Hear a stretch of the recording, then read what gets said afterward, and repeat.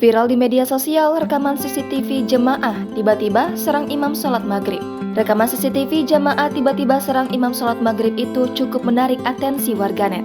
Aksi jemaah tiba-tiba serang imam sholat maghrib ini diunggah oleh salah satu pemilik akun di Instagram @kabarnegeri.official pada Jumat 2 Desember kemarin.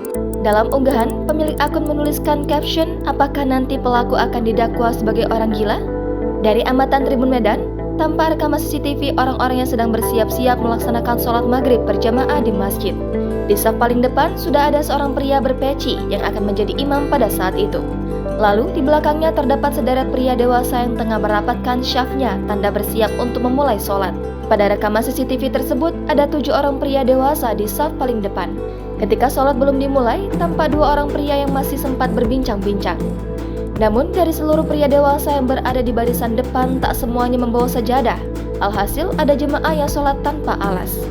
Di barisan kedua terdapat sederet remaja laki-laki yang juga turut melaksanakan sholat maghrib berjamaah. Tampak 2 anak laki-laki yang tengah membentangkan sejadah mereka belum memulai sholat.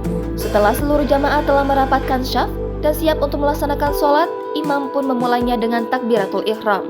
Seluruh jamaah tampak khusyuk melaksanakan sholat maghrib saat itu.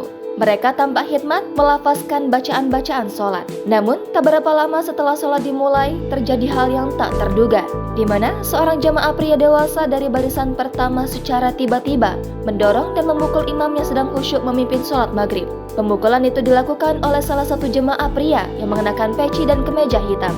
Aksinya itu sontak membuat jemaah lain terkejut dan membatalkan sholat mereka untuk mengamankan keributan yang terjadi. Jemaah pria lainnya pun dengan sigap menyudutkan pelaku. Setelah itu, jemaah lainnya tampak mengerumuni maju ke barisan depan untuk melihat dengan jelas kejadian tersebut. Aksi pemukulan imam sholat maghrib oleh jemaah ini terjadi di Masjid Ar-Rahman RT 04 RW 07 Jatiwaringin, Pondok Gede, Kota Bekasi pada Kamis 1 Desember lalu. Unggahan itu pun menuai beragam komentar dari warganet yang menyoroti aksi pelaku pemukulan imam tersebut. Jangan lupa subscribe, share, komen, dan like ya.